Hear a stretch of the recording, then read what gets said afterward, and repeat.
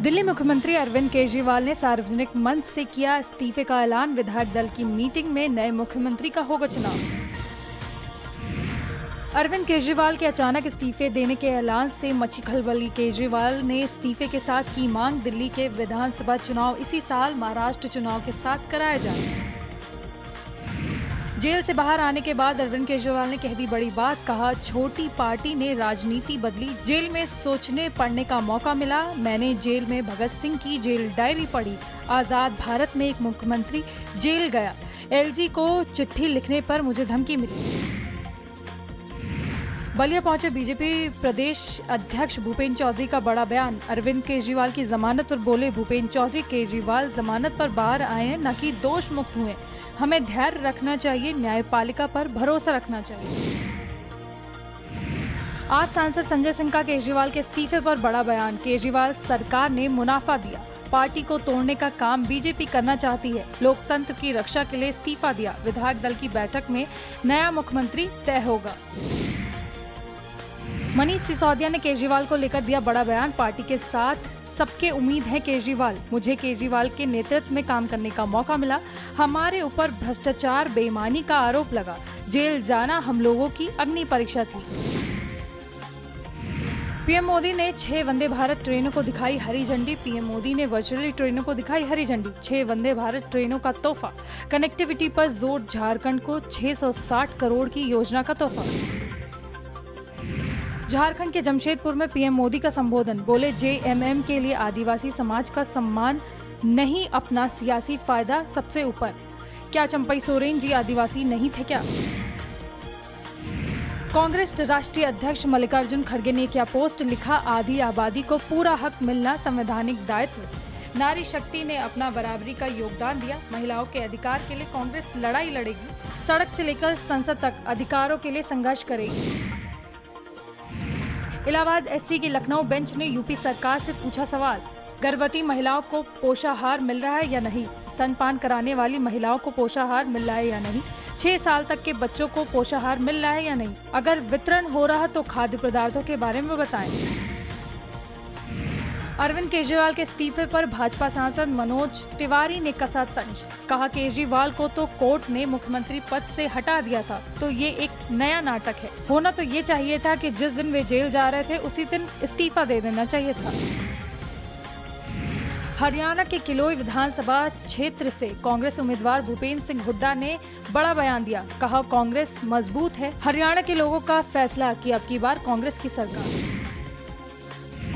विपक्ष के नेता राहुल गांधी के बयान पर केंद्रीय मंत्री जीतन राम मांझी ने कहा, राहुल विदेशों में जाकर भारत के बारे में बहुत तरह की बातें बोलते हैं जो नहीं बोलनी चाहिए।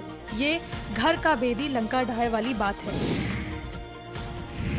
बीजेपी नेता अनिल विज ने ठोका सीएम पद का दावा। कहा, मैं हरियाणा की तकदीर और तस्वीर बदल दूंगा। ये फैसला हाईकमान के हाथ में है।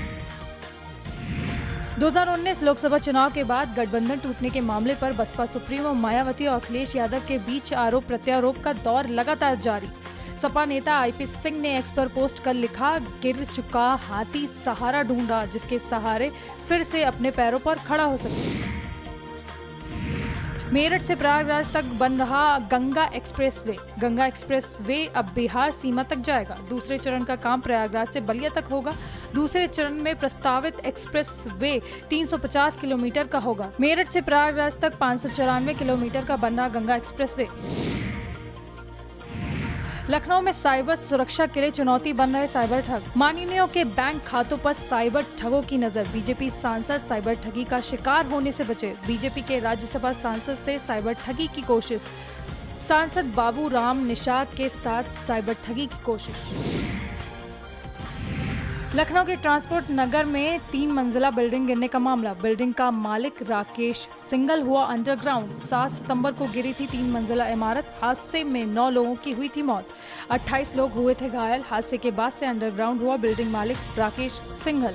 बिल्डिंग मालिक राकेश सिंघल ने मोबाइल भी किया स्विच ऑफ। पीएफआई के कथित सक्रिय कमाल केपी को मिली जमानत। लखनऊ हाईकोर्ट बेंच ने कमाल केपी को दी जमानत। अभियुक्त को पिछले साल किया गया था गिरफ्तार। हाथरस में दंगा भड़काने के प्रयासों के आरोप में पकड़ा था। मामले में कमाल केपी की केरल से हुई थी गिरफ्तारी। गाजियाबाद में पैसों की कमी के चलते युवक को बनाया बंधक। गेमिंग ऐप में पैसा हारने वाले आरोपी हैं दोस्त। युवक ने गेमिंग ऐप में कमाई थी रकम, मौज मस्ती के लिए दिल्ली से बुलाकर बंधक बनाया। ओयो होटल से पकड़े गए सभी आरोपी। राजधानी लखनऊ में कक्षा 6 की छात्रा से अपहरण का प्रयास, विरोध करने पर आंखों में मिर्ची पाउडर डालकर फरार। कल कार सवार युवकों ने अपहरण का किया था प्रयास, विफल होने पर छात्रा की आंखों में लाल मिर्ची पाउडर डाला। छात्रा के परिजनों ने बीकेटी थाने में की शिकायत। बहुत जल्द ही सभी आरोपियों को किया जाएगा गिरफ्तार। एडीसीपी बीकेटी थाना क्षेत्र इलाके के गोहाना कला गांव की छात्रा। बाराबंकी में सरयू नदी ने धारण किया रौद्र रूप। सरयू नदी खतरे के निशान से 80 सेंटीमीटर ऊपर, लगातार बढ़ा सरयू नदी का जलस्तर। पानी बढ़ने से तराई वासियों को हो रही मुश्किलें। गांव जाने के लिए नाव के इंतजार में बैठी महिलाएं जान जोखिम में डालकर पानी को पार कर रहे बच्चे। वाराणसी में सोशल मीडिया पर कमेंटबाजी हुई मारपीट में तब्दील। कमेंट करने वाले व्यक्ति के घर पहुंची कांग्रेस नेत्री। लाइव आकर नेत्री रोशनी कुशल जायसवाल ने किया हंगामा। कमेंट करने वाले व्यक्ति पर उनके परिवार के साथ दुर्व्यवहार का आरोप। फेसबुक लाइव का वीडियो सोशल मीडिया पर हो रहा वायरल। लालपुर पांडेपुर थाना क्षेत्र का मामला। भदोही में विधायक जाहिद बेग के बेटे को पुलिस ने हिरासत में लिया। नाबालिग नौकरानी को आत्महत्या के लिए उकसाने के मामले में एफआईआर। 8 साल से विधायक जाहिद बेग के आवास पर काम कर रही थी नाजिया। पीड़ित पिता के बयान के आधार पर कार्रवाई।